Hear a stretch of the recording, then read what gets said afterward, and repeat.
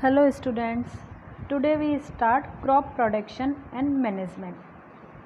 Paheli and Bujo went to their uncle's house during the summer vacation, and their uncle is a farmer. One day they saw some tools like khurpi, scale, shovel, plug, etc. in the field. मतलब उन्होंने उनके घर पे क्या क्या देखा, scale, shovel, plug, तो जो कि वो खेतों में काम करते थे। तो वो किस काम में आते हैं, क्या वो उससे यूज़ होता है। आपने पहले भी पढ़ा होगा कि all living organisms require food, उन्हें फूड की ज़रूरत होती है। Plant can make their food themselves and all plants synthesise their own food, but animals including we means humans cannot make their own food. So where do animals get their own food? तो question उठता है कि जो animals हैं वो food अपना कहाँ से लेते हैं। तो हम कहाँ से लेते हैं, या तो एनिमल्स से या प्लांट्स से। हमें ऑलरेडी पता है कि जो फूड है, तो क्वेश्चन आता है कि first of all why do we have to eat food, हमें फूड की ही ज़रूरत क्यों है। Because we all know that energy from the food is utilized by the organisms for carrying out their various body functions. हमारी body के जो functions हैं उन सभी फंक्शंस को करने के लिए हमें एनर्जी चाहिए, और वो एनर्जी हमें किससे मिलती है, फूड से। चाहे वो डाइजेशन हो, रेस्पिरेशन हो, एक्सक्रीशन हो, we get our food from plants and animals. हम दोनों से अपना फूड लेते हैं, चाहे वो एनिमल्स हो या प्लांट्स। अब वी ऑल नीड फूड, तो how can we provide food to a large number of people in our country. तो क्वेश्चन आता है कि हम बहुत ज़्यादा संख्या में अगर लोग हों उन्हें, या हमारी कंट्री के लोगों को बात करें, तो उन्हें हम फूड कहाँ से प्रोवाइड करेंगे। तो फूड कहाँ से मिलेगा सबको, food has to be produced on a large scale, यानी हमें क्या करनी पड़ेगी, क्रॉप को एग्रीकल्चर करना पड़ेगा, उनको उगाना पड़ेगा। In order to provide food for a large population, regular production, proper management and distribution is necessary. We all knows that agriculture practice में अगर हम बात करें तो that till 10,000 BCE peoples were nomadic it means roaming, वो एक जगह से दूसरी जगह घूमते रहते थे। They were wandering in groups from place to place, वो एक जगह से दूसरी जगह घूमते थे in search of food and shelter, खाने और रहने के लिए। They ate raw fruits and vegetable, वो क्या खाते थे, कच्चे fruits and vegetables. And starting hunting animals for food, और साथ में क्या करते थे, शिकार भी करते थे एनिमल्स का अपने खाने के लिए। बट थोड़े समय धीरे धीरे उसके बाद क्या हुआ, दे कुड कल्टिवेट लैंड, उन्होंने खेती करना शुरू किया, एंड प्रोड्यूस राइस, और क्या उगाया, चावल, wheat and other food crops, और दूसरी फूड क्रॉप्स उठानी शुरू हुई। इस तरह से दस वाज ब्रॉन एग्रीकल्चर, और फिर वहाँ से क्या शुरू हुआ, धीरे धीरे एग्रीकल्चर। तो फर्स्ट क्वेश्चन इज अराइज कि व्हाट इज क्रॉप, क्रॉप क्या है। When plant of the same kind are cultivated at one's place on a large scale is called a crop, यानी अगर किसी बड़ी जगह के ऊपर एक ही जैसे प्लांट्स उगाए जाते हैं तो हम उसे क्या कहते हैं, क्रॉप। एग्जाम्पल के लिए क्रॉप ऑफ वीट, अगर हम गेहूं की फसल की बात करें तो इसका मतलब क्या होगा, that all the plants grown in a field are that of wheat. अगर एक ही जगह पर बहुत सारे सभी प्लांट्स केवल गेहूं के बोए जाएं, इसका मतलब हमने क्या बोया है, गेहूं की फसल। अब इसी तरह से हमें पता है कि जो ये क्रॉप्स होती हैं ये डिफरेंट टाइप्स की होती है, cereals, vegetables, fruits. So these can be classified into basis of season. अगर इनको हम सीज़न के अकॉर्डिंग बांटें तो ये मेनली कितनी टाइप की होती है, 2 टाइप की। जैसे कि first is kharif crop and second is rabi crop. Kharif crop is mainly in sown in rainy season which is called kharif crop. The rainy season is India generally from June to September. हमें पता है कि हमारा रेनी सीजन कब होता है, जून से सितंबर, और इसे हम बोलते हैं खरीफ क्रॉप। एग्जाम्पल के रूप में अगर हम देखें तो इस समय हम क्या उगाते हैं, paddy, maize, soybean, groundnut, cotton etceteras are shown in kharif.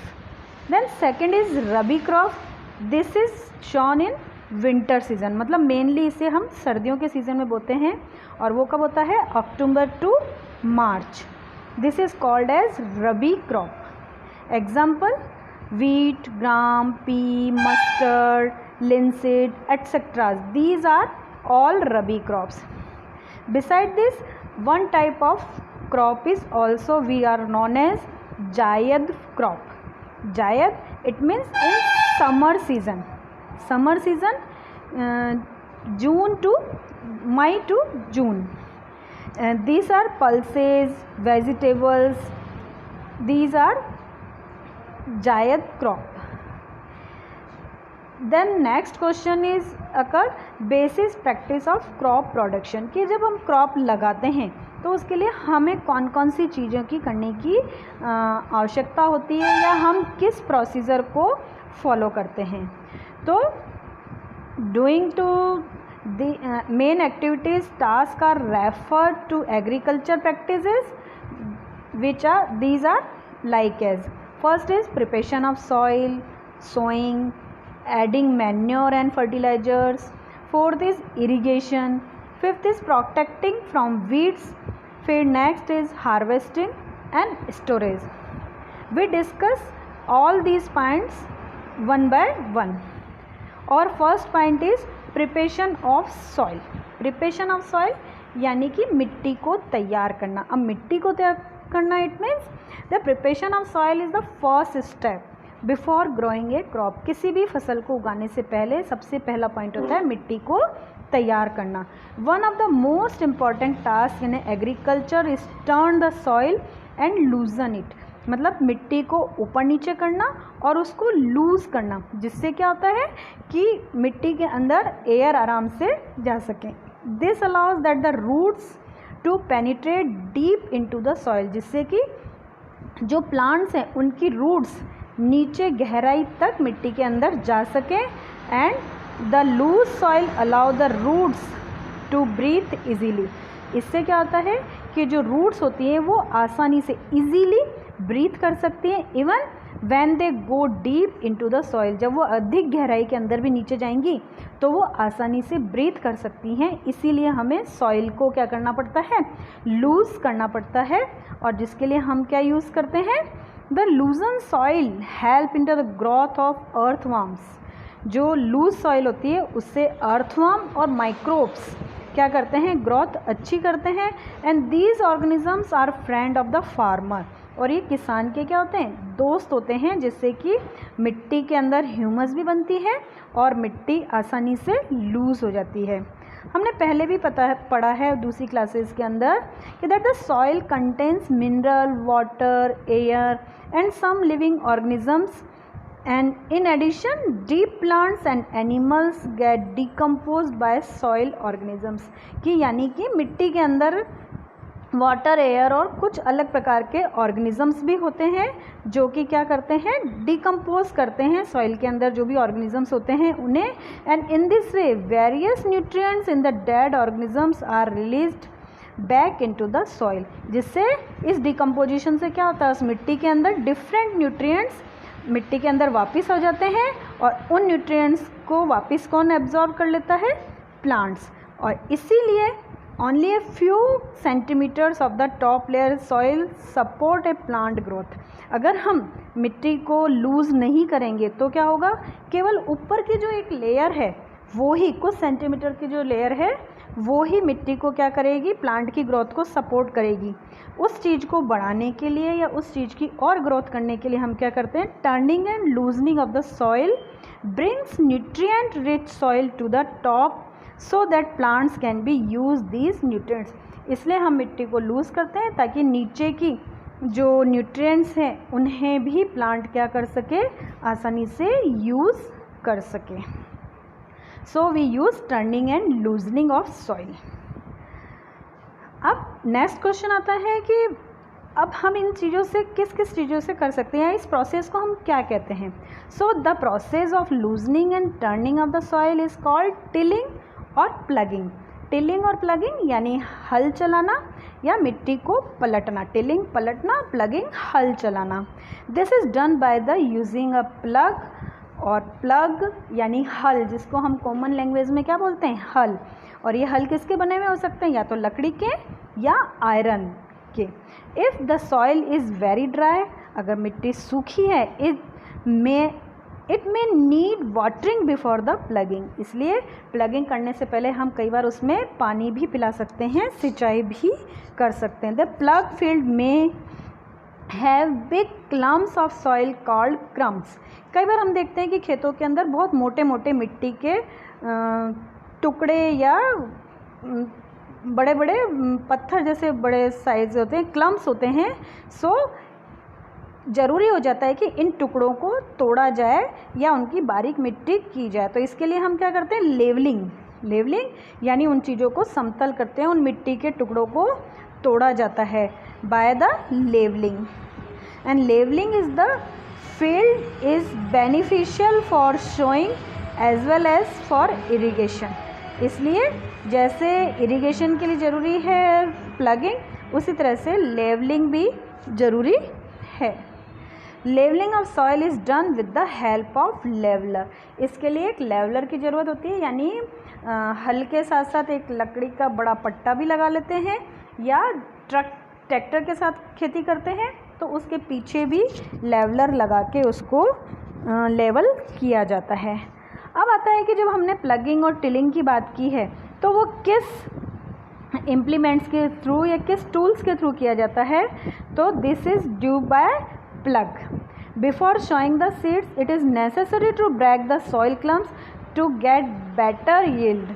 So we use different type of tools use the purpose like as plough, hoe, cultivator. तो प्लग यानी हल कैसा होता है, this is being use since ancient time. ये बहुत पुराने समय से यूज़ आ रहा है। टिलिंग द सॉइल को हटाने के लिए, adding fertilisers to the crop के अंदर फर्टिलाइजर्स मिलाने के लिए, रिमूविंग द वेड्स जो बीच में खरपतवार उग के आ जाती है, और मिट्टी को turn the soil. This is made of would and it is drawn by a pair of bulls. और ये किसके द्वारा उठाया जाता है, एक जोड़ी बैल के थ्रू, या अदर कोई एनिमल्स भी हो सकता है जैसे हॉर्स है, कैमल है, उनके थ्रू भी हम क्या करते हैं, इस हॉय प्लग को चलाते हैं। It contains a strong triangular iron strip called plug sure, जिसको हम प्लग श्योर के नाम से भी जानते हैं। The main part of the plug is a long log of would which is called a plug shaft. इसके अंदर एक लंबी लकड़ी का हिस्सा होता है जिसे हम प्लग शाफ्ट के नाम से भी जानते हैं। The other end of attach is a beam which is placed on the bulk next. तो यानी जो उसका एक लंबा दूसरा हिस्सा होता है वो बैलों के कंधे, गर्दन के ऊपर भी रखा हुआ होता है। One pair of bulls and man carry easily operate the plug. और इन हल को एक आदमी बड़ी आसानी से चला सकता है। इसके बाद दूसरी चीज़ हम खेती के साथ में यूज़ करते हैं hoe. It is a simple tool which is for removing weeds and for a loosening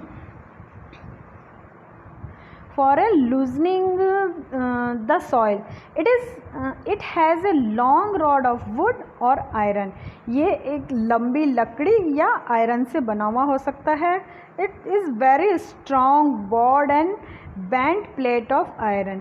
ये स्ट्रॉन्ग होता है, ब्रॉड होता है। इसके आगे की ओर एक पतली लोहे की पत्ती लगी हुई होती है, fixed on the words it's and. इसके एंड के ऊपर लगी होती है जो कि ब्लेड की तरह काम करती है।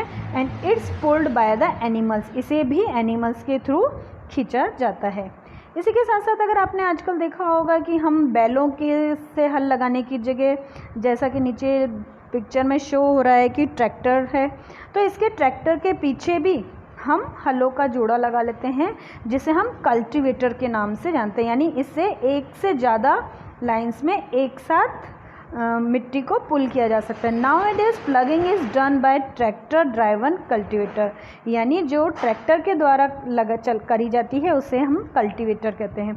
The use of cultivator save labour and time, इसके थ्रू लेबर भी कम लगती है यानी श्रम भी कम लगता है और टाइम भी कम लगता है।